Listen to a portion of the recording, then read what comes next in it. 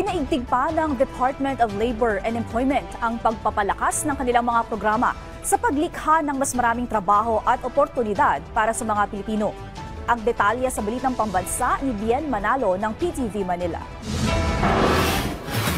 Patuloy na tinututukan ng Department of Labor and Employment ang pagpapalakas sa kanilang mga programa na lilikha ng mas maraming trabaho at oportunidad para sa ating mga kababayan.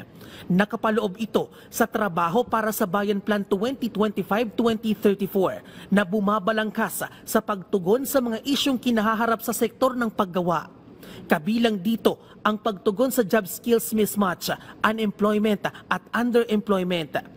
Sa panayam ng AFP Radio kay Dole OIC Assistant Secretary Patrick Patriwirawan Jr., sinabi niya na prioridad din ng ahensya ang pagbibigay ng kasanayan sa mga manggagawa, skills development, social protection mechanism at pagpapabuti ng labor market governance.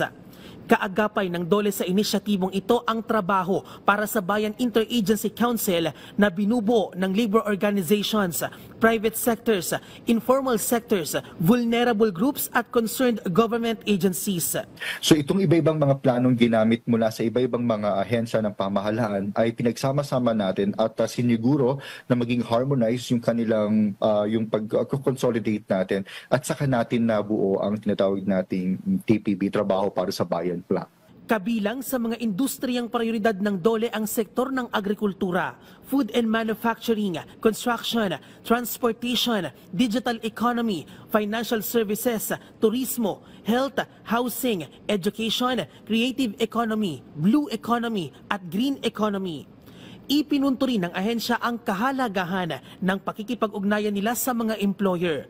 Ito kasi ang nagbibigay sa kanila ng interventions na makatutulong sa pagpapabuti ng labor market ng bansa. Inaasahan natin na magkakaroon na tayo ng mas coordinated na labor market information system kung saan makikita kukuha natin agad yung impormasyon na may kinalaman sa labor demand at yung mga impormasyon na may kinalaman sa labor supply. Nariyan din ang patuloy na pagtulong at pagsuporta sa mga micro, small and medium enterprises o MSMEs na malaki ang kontribusyon sa paglago ng ekonomiya ng Pilipinas.